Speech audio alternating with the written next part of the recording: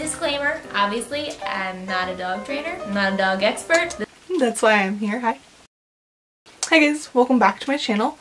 As some of you may know, I am a dog mom and a dog trainer. I use positive reinforcement based methods as well as kind of taking into account the whole dog and their well-being in each step of the training process. So today I'm going to be reacting to Glam&Gore's most recent video about how she has trained her dogs to hit a bell and then be let outside that way. So you're going to get a professional's opinion on this, and let's go ahead and get started. That's just so, oh yes, very good. She already knows what we're going to do. Good, very good. Yes, we'll start abusing her.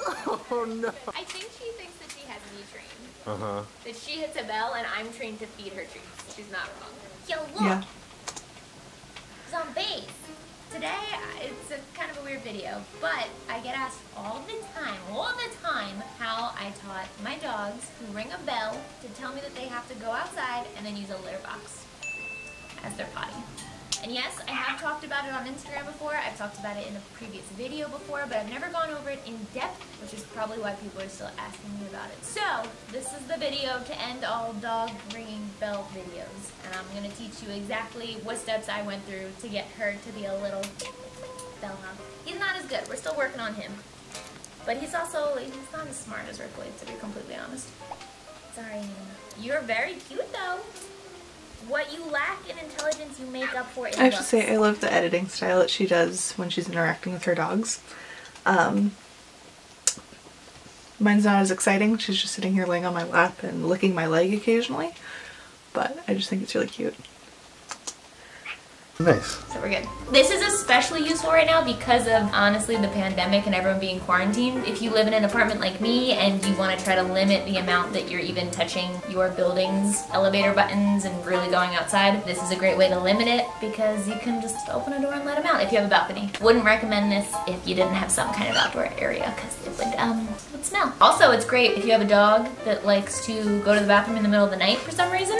Ripley has woken me up many, many times with the sound of... Anthony can attest. It's great. Who wants treats? Ooh. Depending on what you want to teach your dog to ring a bell for, whether it's to just open a door or to use a litter box in particular, will vary. I do talk more about litter box training in this video if you want to check it out. But this is not that video. This video is about connecting the bell to the outside world. So make sure they're litter box trained already, or they already know to use like your backyard for their bathroom. Then the first thing I did is I would use treats because she's highly treat motivated. Dogs are motivated by different things. Yeah, so this is a very important point. If you're gonna train your dog like she did to use a litter box once they're outside, you're gonna want them to learn that first. That way they know that once they're outside, that's their spot.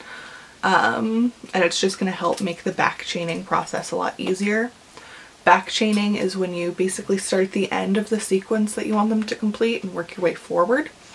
So you would start with teaching the litter box, then you would teach to like go to the litter box once they're outside, and then you'd do this part. Some are motivated by toys, play, praise, treats, food. She's very motivated by treats, luckily. So I would take the treat, make sure she saw it, put it on the other side of the door. And as far as treats go, I would do a treat that they don't typically get, just for being good dogs. My favorite is a mix of hot dogs and string cheese, and the only time my dogs get hot dogs or string cheese is when we're training. And then I would hit the bell for her, open the door immediately. She knows the phrase. Hold on. I'd hit it for her, open the door, and she would immediately get rewarded with a treat. I'm gonna do it. No, I don't need you to do it. You know you're a pro at hitting the bell. I'm gonna do it for you. You don't even have to work. Just relax. Go ahead. Good girl! Very good! Yeah, good job! Yeah. She's not used to being praised for doing nothing. So that's step one. That's the most basic version. I'm I'm telling you, once they learn how to do it, they might not ever stop. Be careful what you wish for. That's the first step. I did that over and over and over again. You put a treat on the other side, you hit the bell for them, you open the door, they get the treat. She knows the phrase. Yes, you're very good. I said hit the bell, you're right. Yep, so what she's doing right now is associating the sound of the bell means the door opens. I did say hit the bell. And that just teaches them that the sound of the bell opens the door. Good. Like so. And creating that association is going to help make the transition of hitting the bell. I already know the bell means the door opens, and then it'll piece together that way. Now, if you're having a hard time getting your dog to hit the bell, maybe they understand it opens the door, but you're having a hard time connecting their participation into the whole thing, I have a solution. And we had to do this a little bit, didn't we? If your dog knows how to give you their paw, sit, paw, don't sass me, good girl, then this is all you need to do to make the switch. What you can do is you can put out your hand for the paw and then put the bell underneath before they have time to land the paw. And then ideally, Anthony's like right in front of the door right now, ideally they'd accidentally hit the bell and you'd open the door right away and you'd have a treat set up outside. You feel me? Good, very good, go outside. That would be essentially what you did. That's the basics. Yeah, that's a pretty good method of problem solving that. Putting the bell under the paw that way. And once they get it a couple times, then I would put it down and get them more comfortable doing it on their own. But as far as connecting those initial dots, I think it's a great way to do it. This little genius is so smart that she was doing this within an hour of us just doing it back and forth. And now she rings it too much, as you can see. So those back-to-back repetitions are going to be what's going to do the most for your training. The more repetitions in the smaller amount of time that you can do, the more likely it is going to stick. As well as immediately after it happens, you have to reward, whether it's with a reward marker like yes or good, or a clicker. It's going to help make everything sync up really quickly. It's still new to him. He's not getting it down within an hour like she did, so you'll get to see some raw footage of training him, for real. If you already have a dog that knows how to hit the bell and you get a new dog, you can try to utilize the very wise dog to educate your new dumb dog. But sometimes it's just harder that way. Yeah, so I'm glad that she mentioned this. For some things, especially associative training, so like this, it could be beneficial for them to understand that when one dog hits the bell, the door is opened. For this, I probably wouldn't let both dogs out if only one dog did it. So if the older dog hit the bell and you let both of them out, the younger dog isn't learning anything. So I'd let her out and then work with him individually until he does it and let him out and do it that way. And then generally for training, it's easier to do dogs separately just because you get more focused training sessions that way. But yeah, so if you're to do it together, older dog goes out, don't let the younger dog through, and then he has to like work because now he has that extra incentive to get through because the other dog's there. Does that make sense? I hope so. Creature, hit the bell. No, no, Ripley, no, no, no, creature, no, Ripley, Ripley, hit the bell. Oh, Ripley, hit the bell. No, no, no, no, yeah, good. Yeah, like this is kind of a lot. You're not gonna get a very focused training session through this. You're also not gonna get very far as this lesson goes, just because you have that added distraction. And quite honestly, he's more interested in letting Ripley take care of it than Creature is. Everyone's just throwing hands. Oh gosh, good job. Good job. She's doing it first. This is like a game show at this point. You gotta hit the bell faster than her. Sit. Good girl. Sit. Good girl. So yeah, separate them. Yeah, thank you, we get it. Creature is not as treat motivated as Ripley. We can tell, but that's okay. There's lots of ways around a dog that isn't very treat motivated. For example, instead of giving a treat every time, if he's like not into the treats at all, you can do a few seconds of play, have a ball in your hand or some tug toy and just tug for a couple seconds. or if they're more into praise, be really excited, like, oh my god, like kid in Disneyland whenever he does it. Or just a higher value treat. Like I said, a treat that they don't get very often, a treat that they only get with training, and a treat that's like super high value. I'm gonna put some treats on the other side of here. Well, does he know? I think that he watched Ripley do it and he's like, okay, I got this down. Yeah, you just need to give him time to figure it out himself. We've already done a lot of step 1 where I just hit the bell and the door opens. Good! Yes! That's very good! Okay, go inside. Look, there's a treat out there. See, he's a little dumb, like I said. He forgot about the treat already. Good job! Good job, Benny. You want to go potty too? Yeah, complete the process. Censored. So that would kind of be an example of a more finished back chaining sequence of having them go outside and then go to the litter box, because first you learn litter box, then you learn to go outside, and then you learn to hit the bell. It's like such a voyeur right now. Like I was saying, we've already done a lot of step 1 where he hears the bell and the door opens because she dings it all the time, and he usually just follows her out and he'll go to the bathroom. Make him work for it. Don't let him just go out. He has to learn. So that connection has been made. The hard thing now that I'm working on is step 2, where I get him to hit the bell to open the door and not me or Ripley. So we're just going to be working on step 2 today. Obviously, if he's like whining and really has to go to the bathroom, don't make him do it for an extended period of time. We don't want accidents, but let him try. I guess because he forgets that treats are on the other side of the door too, our best motivation is just to get him good! Practicing to hit the bell and then opening the door right away so that he understands when he hits the bell, this door opens. Absolutely. Very good! That's another way to get around it if your dog doesn't realize that there's a treat on the other side of the door, or you don't have a glass door, or something like that. Absolutely. And that's probably the way that I would do it too, is just bell, door opens, not necessarily go outside. Yet, at least, not until he's better and more consistent with that, just because you get closer repetitions closer together without having to go outside and come all the way back in. But he doesn't seem to connect yet that I want him to swat at this bell, and I want him to hit it until I hear it. He'll hit this sometimes and be like, I did it. Because you want to reward them a little bit if they start getting the right idea. But as you get along and they keep hitting it the wrong way, you want to start only encouraging them and rewarding them when they make the full noise. Absolutely. So one way to do this, when you're first starting, whenever they hit it, you want to reward with treats. Then as they get better and your expectations get a little bit more, you know, they should hit the button. I would do praise if praise is a lesser reward than food whenever they hit the bell, and then whenever they like actually hit the button and it dings, reward with treats. So lately I've been picking up the bell and putting it right in front of his face because otherwise he just swats at the air. Good, but I know you can do this because you do this all the time.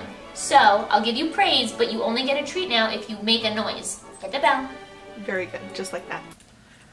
Don't lick the bell. Hit the bell. Yes! Very good! Very good! And then even if they don't go outside, always open the door so that they know these are connected. Very good! Let's do it again. When he hits it a few times in a row and I know that he's understanding that that's what I want him to do, then I'll set it down and see if we can get him to do the same thing. Hit the bell. Yes! Absolutely. If he's not getting it a couple times, you want to make it a little bit easier. So if you have it on the floor and he's not getting it, picking it up and having him do it that way is going to be more beneficial than keep trying to get him to do it on the floor. Just take a couple steps back, refresh their memory, and keep going. Very good! Good job, honey. Let's do it again. Good boy. Good. Come on, I gotta hear it. Yes, gotta hear it. Good! Yes! Yes, very good! Open the door. Good. All right, you've done a good enough job that I'm gonna put it on the floor now. Good. I think you're understanding. Have a sit. Oh, see, he's a little sloppy. You gotta make noise though, you can't just flop it around. Because if you're hitting the bell like that, and I'm in the other room, I'm not gonna know what you need, you know? So this is very important. Hit the bell. Nope. See, he thinks that I want him to swat at me. Hit the bell. Yes! Very good! Wow, enthusiastic, honey. Go outside. Good. Go potty. Good boy! I'll take it. Yeah, even him just walking to the litter boxes. Because we're connecting every step. Connecting every step. There we go. You can definitely tell that she has at least done research on training theory, because she gets it. It's nice. So basically, you do those kinds of things over and over and over again until they get really, really good at connecting all the dots, more or less. I hope I explained that in a way that's coherent and that's like simple enough. Let me know if you can get any of your dogs to do the thing. They actually sell dog bells like this that have a much bigger, whatever this part is. Nipple. Nipple, yeah, demonetized. Thank gosh for our sponsors. They sell one that has a much bigger one for the dogs to hit, and the colors are different so that it stands out more. So she also mentioned in like little text on the screen that I'm not sure if you can read, that a lot of people also use jingle bells that hang off the door handle. So those are some other alternatives to the little bellhop bell that she's using. The one that she is using, it does make it harder for them to learn, just because it's harder for them to differentiate where the button is. Personally, I would probably go with more of a high contrast training bell like the ones that she has flagged up on the screen to start with, and then you can always migrate that to a cuter bellhop bell once they learn the concept. It will take a little bit of training just to get them used to it once you switch, but that way they have something high contrast, easy to recognize when they're first learning, and it'll help to eliminate some of that just pawing at the bell hoping for the best. The jingle bells, since it's a larger area and you really just need to swat anywhere, it's going to be easier for most dogs to just swat, so that's something to keep in mind as well if this is something you're interested in teaching. I used to have like a very industrial looking one, which is what started everything. I think it's much funnier when they hit like a very like posh, sophisticated looking one. So it also might be a little harder to teach them on something like this because he might not be able to see the difference between the two that well. But I'm gonna commit to it because she does it obviously no problem, and I have full faith in him. He's still a little baby, he's still learning a lot. And you're just slower, honey. It's not your fault. You wanna hit it? Good! Very good! Yes, go outside! Again, not an expert, not a dog trainer, but this has worked very well for us so far. As a dog trainer, I think that she did a great job. Like I said, she definitely seems like she's done the research into some training theory and how training works. For example, she used back chaining, which is awesome. A lot of people try to work their way forward and it just doesn't always work out that way. So I appreciate that you can tell that she definitely put some research into this, and I think that she did a really good job. They know some other tricks too, you know? They're full of surprises. We're doing something right, right? Yeah. Very good. Ooh, we got lefties in the house.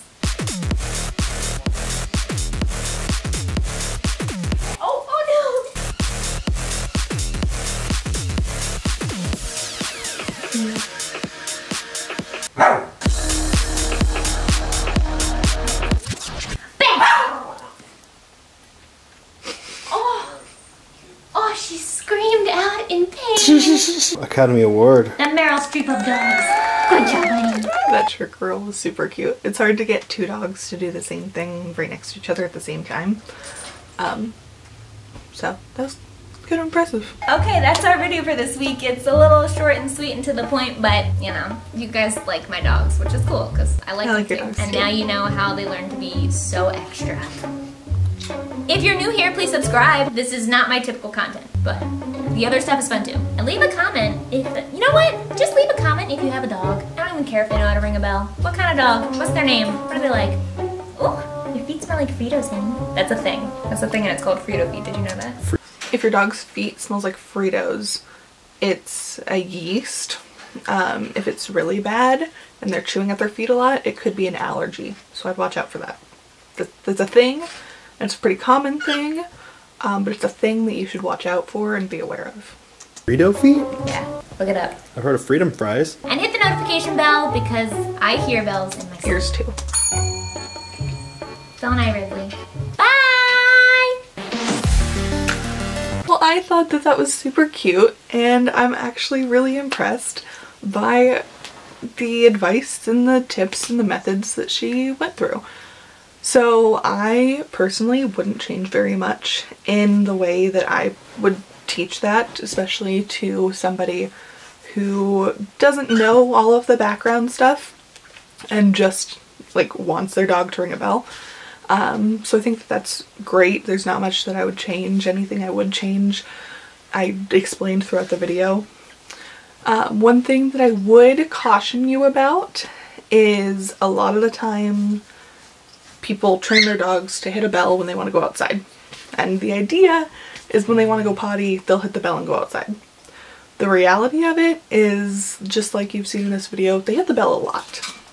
And I'm sure when there's not treats involved, when it's not some big like training session, her dog does not hit the bell as often. But I know for like my dogs personally, the outside is very exciting to them. They like to go outside, so they'd be hitting that bell much more often, and not necessarily because they have to go to the bathroom. So if you have a dog that loves to go outside, or there's a cat in the neighborhood that loves your backyard and your dog loves that cat not being in the backyard, you're gonna hear a lot of bells because they want to go outside. They associate the bell with the door opening and going outside, which is the idea of the whole thing.